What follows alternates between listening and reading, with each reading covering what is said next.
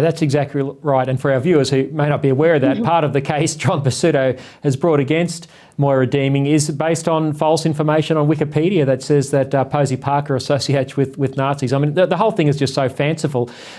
Katherine, you've also been a victim of what I'm going to call, the anti-woman agenda of some in the Liberal Party. Now, prominent New South Wales State Cabinet Minister Matt Keane said you were not fit for office. This is when you were running for Parliament at last year's federal election.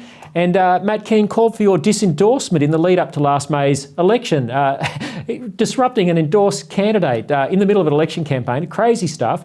And then Scott Morrison, the then Prime Minister, initially supported your right to speak, but then after he came under pressure, he said that legislation being championed by yourself and the Tasmanian Senator Claire Chandler to save girls and women's sport was not a government bill.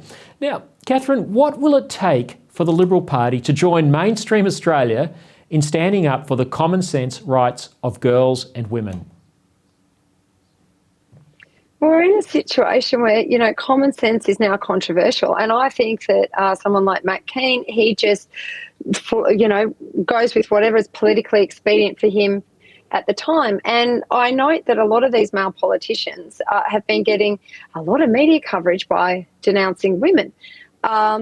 With these woke agendas, they think that they're on side because obviously the media is dominated by these ideologies. The media has been captured. But once you get outside of these sort of metro areas, the rarefied atmosphere of, Ultimo and academia, ordinary people do not like these ideologies. And I think that the Australian people are going to have to mobilise. They are going to have to get behind people who are willing to stand up. They're going to have to go to their schools, question what their kids are being taught. They need to talk to their schools, find out what their children at the dinner table, find out what they're being taught.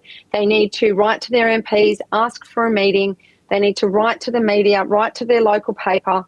But obviously people, they're busy, they're overwhelmed. We've got a cost of living crisis. And then they see what happens to people like me and others who do stand up. They try to make an example of us to put the fear of God into people, so they just put their heads down and try and avoid it. But the thing is, they're coming after all of us, I think, in the end. They are. They're coming for our kids. We see the indoctrination is in the schools. They're coming for women and girls. They've even encroached into gay and lesbian rights. But it really will take the Australian people to stand up. That's right, Katherine. And look, I think the thing that worries many of us who watch the courage of yourself and Moira Deeming to see the way you're treated by the conservative side of politics. God help us, if the left were in control, what would they do?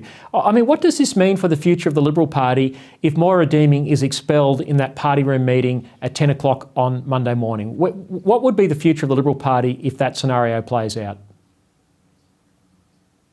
Well, I do know that I've heard several times within the Liberal Party, one of the biggest mistakes they ever made was booting out Pauline Hanson, because she's just gone from strength to strength.